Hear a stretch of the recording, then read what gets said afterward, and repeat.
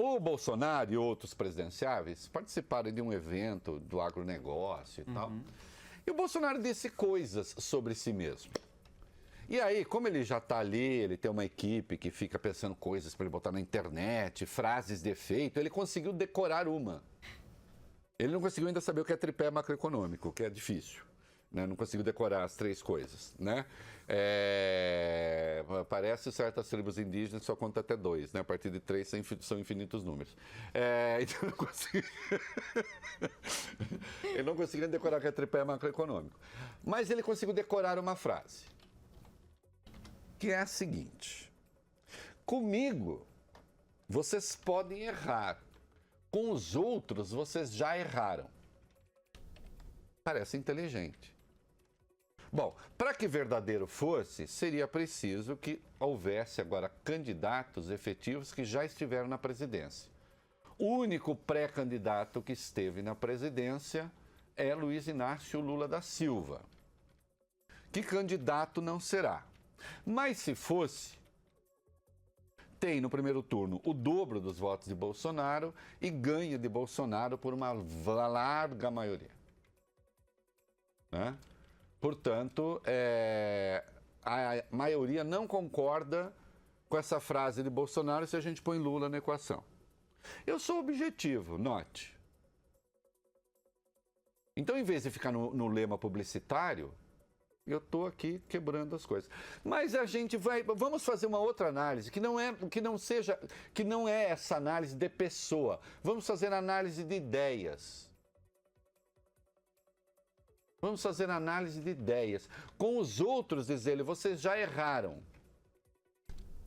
Então nós temos um pré-candidato do PSDB, que é o Geraldo Alckmin, nós temos um pré-candidato do PMDB, que é o Henrique Meirelles, nós temos um pré-candidato do PRB, que é o Flávio Rocha, nós temos uma candidata da Rede, que é a Marina Silva, nós temos o que? O do PSOL, que é o Boulos, enfim. Com os outros vocês já erraram. Vamos ver. Primeiro que quem nunca se candidatou, então, do ponto de vista pessoal, não. Ele não errou porque nunca foram candidatos. Né? Agora eu quero vamos pegar PSDB. Vamos pegar PMDB. Vamos pegar Geraldo Alckmin como herdeiro das ideias tucanas, ainda que possa haver divergências aqui e ali. Vamos pegar Henrique Meirelles como herdeiro, do ponto de vista partidário agora, do trabalho do PMDB, do MDB. Quem errou? Esses partidos ou o Bolsonaro? Bolsonaro acertou quando votou contra o Plano Real? Acertou, Bolsonaro? Bolsonaro acertou quando votou contra as privatizações? Bolsonaro acertou quando votou contra o monopólio de exploração da Petrobras? Bolsonaro acertou quando votou contra o fim da discriminação ao capital estrangeiro? Esses foram os acertos. Não, atenção, o senhor já errou. Já errou e até agora não fez meia-culpa. De nada. De nenhuma das bobagens que disse. Num dado momento, ele respondeu a um sujeito que fez uma pergunta para ele: o senhor não está falando com um troglodita. I'm sorry about that. Está. Está falando com um troglodita.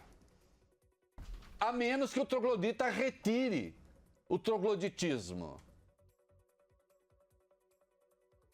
E até agora não retirou. Ainda desta vez, lá na plateia que eu estava falando, tal, e disse que foi muito aplaudido por isso, e realmente eu imagino a qualidade de quem aplaude, com a devida vênia. Quando defendeu o aumento da posse de armas no Brasil e disse uma frase magnífica: as armas garantem a liberdade de uma nação. É uma das maiores, mais grossas e mais estúpidas tolices jamais ditas no mundo contemporâneo. O Bolsonaro deve imaginar. O Bolsonaro ficou ouvindo essa coisa. Tem uns grupelhos de extrema-direita que se apegam à extrema-direita americana, aquela extrema-direita que é influenciada pelo clube do rifle. Né? E transplanta o troço para cá. A Constituição americana garante a posse de armas. Quando garantia a posse de armas é porque havia o risco, eles achavam que era uma forma de manter as 13 colônias independentes. Se o colonizador quiser chegar aqui, nós vamos nos defender. Quer dizer que hoje, então, a Alemanha não é um país livre, onde é proibida a posse de armas. Na rua. A França não é um país livre. O Japão não é um país livre, nem canivete. Nem o canivete suíço que eu tenho na minha bolsa pode. Hã? Ah, tem canivete suíço pra quê? Pra brigar Rafa, pra sacar rolha, pra qualquer coisa que você precisa. Teve um motivo. Nem isso pode. Não são países livres. País livre é um país em que a arma é permitida. A Venezuela. Né? Venezuela deve ser um país livre. Na cabeça do Bolsonaro. Onde a arma é proibido. É permitido. Honduras deve ser um país livre. Onde quase não morre ninguém. Né, Bolsonaro? Num país com o número de mortos que tem, 45 mil assassinatos à bala. E aí um bando resolveu aplaudir. Desculpe, é bando. É bando porque é uma ideia idiota, mentirosa, fake news, fake opinion.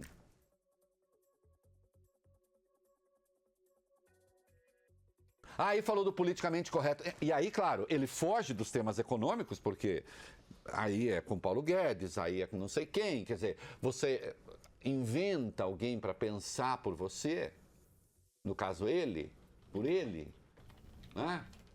E ele diz assim, e também essa coisa do politicamente correto, eu às vezes, exagero na brincadeira.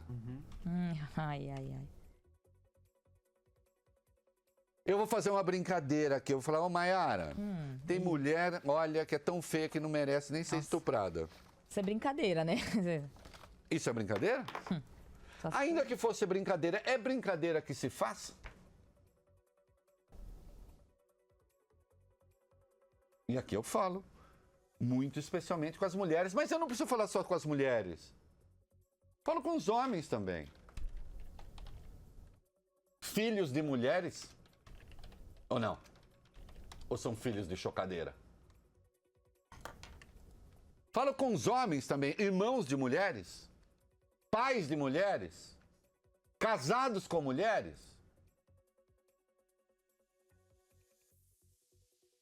E que sejam homens que gostam de homens, mas que respeitam as mulheres, porque ainda assim filhos de mulheres. Você, não, as duas vezes em que ele disse isso para Maria do Rosário, ele não estava brincando. Não é verdade, basta ver.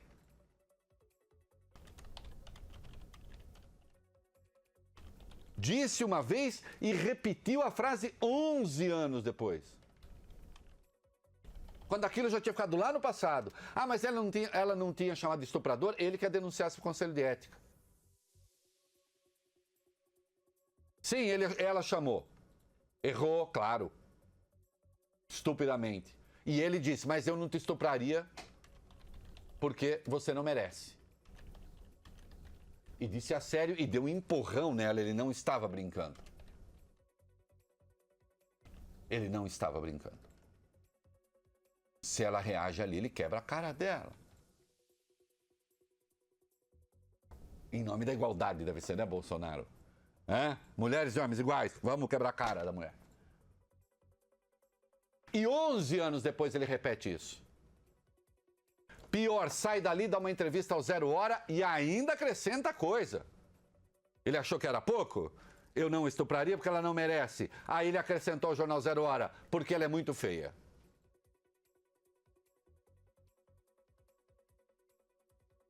O senhor cometeu um crime. O senhor é réu no STF, neste caso, porque cometeu um crime. Né? E é réu no outro caso, aí da palestra dada na Hebraica no Rio de Janeiro, quando disse que o quilombola não era não sei o quê, pesava não sei quantas arrobas. Obviamente associando o quilombola, o representante do coisa, a um animal, que é quem é pesado em arrobas. Daquela vez disse que não serve nem para procriar. Não serve nem para procriar. A brincadeira dele. Ou então, tenho 3 filhos, aí a quarta, eu fraquejei e veio uma mulher. Credo. É asqueroso. É asqueroso. Não retirou nada disso. Sabe por quê? Porque o público dele gosta disso. Por isso, o público dele, neste evento, aplaudiu quando ele disse essa história do politicamente correto. Por isso, o público dele aplaudiu quando ele falou da posse de armas. Como se essas pessoas que o aplaudiram, se quiserem, não podem ter uma arma. Não podem? Podem. E tem. O que ele pretende é generalizar a posse e aí sim nós vamos ver o morticínio comer solto no país. Aliás, eu não sou jornalista investigativo, eu investigo advérbios, mas onde está o jornalismo investigativo que não investiga o peso que tem no país o lobby das armas? Quanto o lobby das armas está gastando? Não sei se é com o Bolsonaro também ou não, não me interessa. Aí, a ver. Mas está gastando, financiando páginas na internet cujo propósito é popularizar a posse de arma. Não. Sabe por quê? Não é que com o Senhor as pessoas podem errar, elas fatalmente errarão ao votar. Não é? Fatalmente errarão. Até porque, até agora, o senhor não disse o que pretende, além de generalizar a posse de armas e, como o senhor disse, combater o politicamente correto, que é um debate que, obviamente, o senhor nem conhece direito. Né? Não conhece direito, é um debate antigo no Brasil, né? E que fique claro,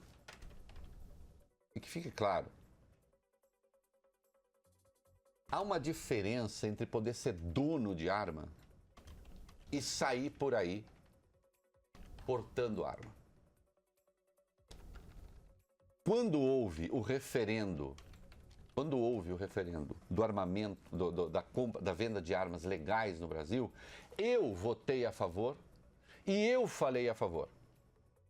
Tem primeira página do Estadão lá. Quando tiver de achar alguém que defendesse o não à proibição, fui eu. Tenho centenas de textos escritos a respeito. Isso é diferente de estimular o armamentismo. Completamente diferente. Não é uma questão de opinião, é uma questão de estatística. A popularização das armas leva a um maior número de eventos com armas. Já lembrei aqui, pegue-se o caso dos Estados Unidos, que tem o mesmo IDH do Japão, tem 5 mortes por 100 mil habitantes nos Estados Unidos, tem 0,2 no Japão.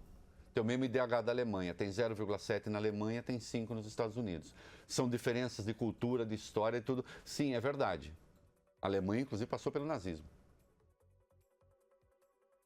onde não se hesitava para matar. Hã?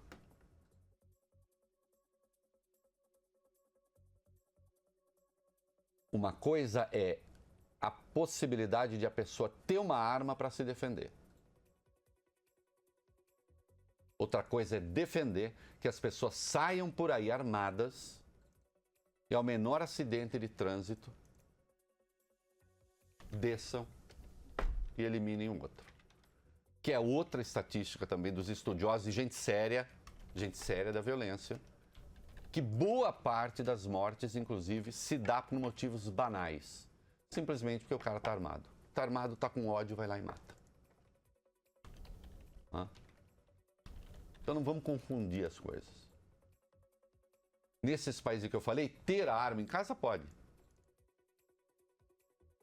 A questão é sair armado por aí. E generalizar a posse como política pública. Como política pública. A política pública correta é diminuir o número de armas. São dados científicos. Né? Agora, de qualquer modo, um presidenciável precisa mais do que isso. Um presidenciável precisa mais do que isso. Ele já disse o que ele pensa sobre economia, sobre política, sobre o diabo. Através dos seus votos. E votou todas essas vezes, curiosamente, com o PT. É isso aí. Hashtag pronto, lê. O É da Coisa, na Band News FM.